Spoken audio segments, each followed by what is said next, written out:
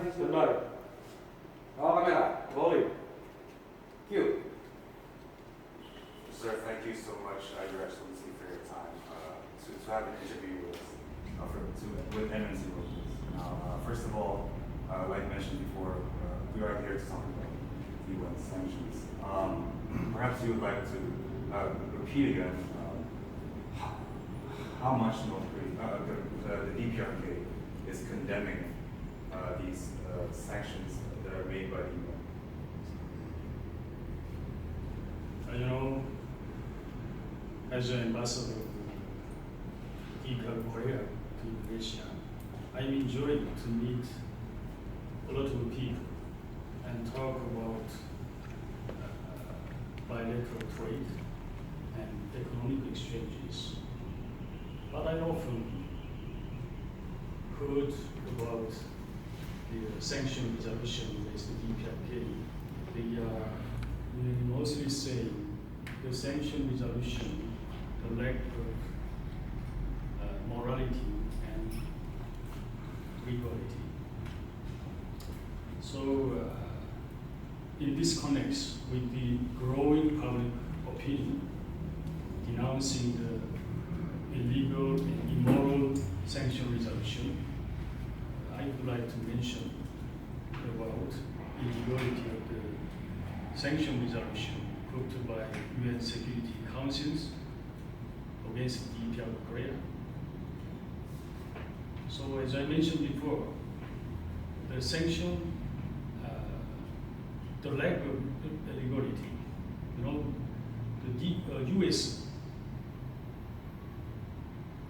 instigated UN Security Council to adopt the sanction resolution, accusing DPRK's nuclear test and satellite launch as the provocation and threat to the world peace and security. But we are saying that our nuclear test and satellite launch is an exercise of the right of self-defense and also the right of existence of the nation. So the self-defense and the exercise of self-defense rights and the right of existence of the nation is fully guaranteed by the international law. Now, talking about the terms of the impact of the sanctions, Indonesia and North Korea have had a long friendship. Now, in terms of the impact of the sanctions to the relationship between Indonesia and North Korea, how do you see that? Yeah, but sometimes the people complain they are willing to have some trade and have some, not trade, not rather, have some joint venture and investment plans because of the sanction, and also one is the UN sanction, the other one is secondary boycott. It is the individual power sanction. We are afraid of it. But that is why I am saying that UN sanction is illegal. They are not recognized the legality. Right now, in terms of the relationship, the trade relationship with Indonesia, do you have any plans to kind of improve that? You say there are some plans for business ventures in the next year, perhaps? We have a lot of plans.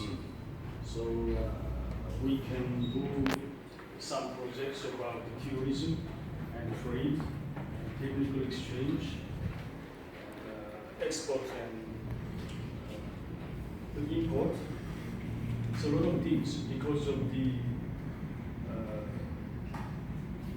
geographical advantages and the good feeling of the both people.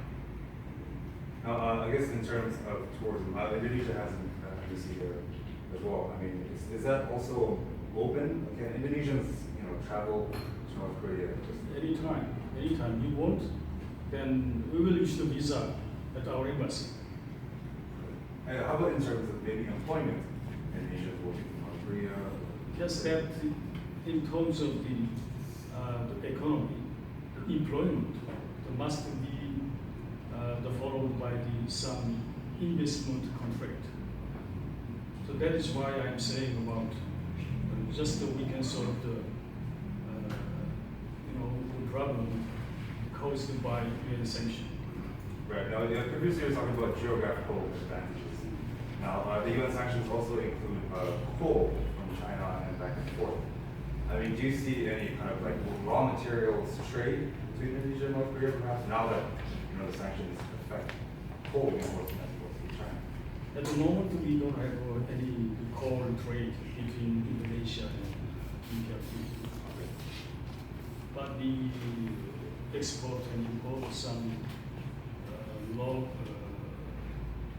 light industrial productions like that.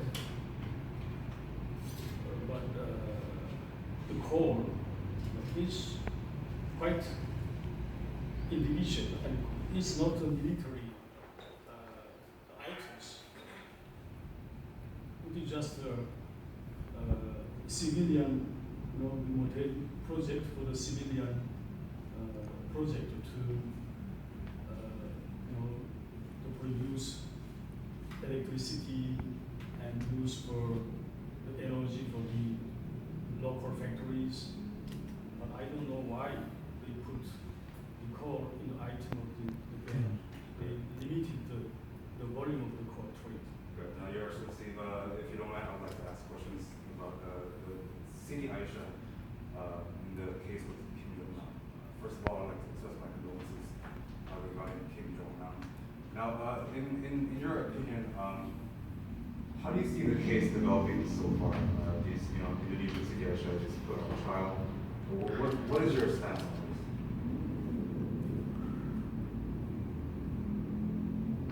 It is a very complicated issue because of the involvement of the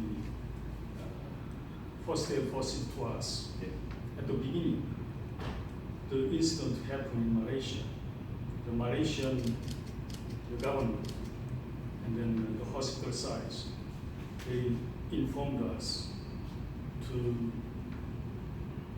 taking the body because of he died by the heart shock, and also they identified he's a citizen of the Korea. So we checked the case and we confirmed his name is Incheon and he is a passport holder of DPR Korea. But after some time, South Korean media announced the release is very different story around the death of the person. The orientation of the investigation seems to be changed. Still, such a conspiracy is ongoing. I think it is only,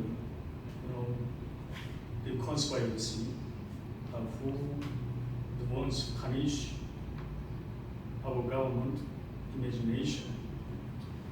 Okay, so it's a very complicated matter. Now, if in fact in the future that Siti Aisha, an Indonesian citizen, was maybe perhaps proven, have some involvement in the case, how do you see that affecting the relationship between Indonesia and the DPRK if Siti Aisha is? Some people keep asking some questionnaires. I can see the questionnaires. This is not reflected from the feeling of the Indonesian people. This is just all, related some conspiracy reactions. So I told that I don't need anything I'm not interested to answer that questions. Sure. This is just like dig the rotten, garbage without any other purpose for both Indonesia and Korea. Now, let's go back to maybe tourism and culture. Now, in terms of maybe exporting North Korean culture to Indonesia, or kind of opening up about that, is there any plans with that? Because South Korea, they have a strong presence here with K-pop.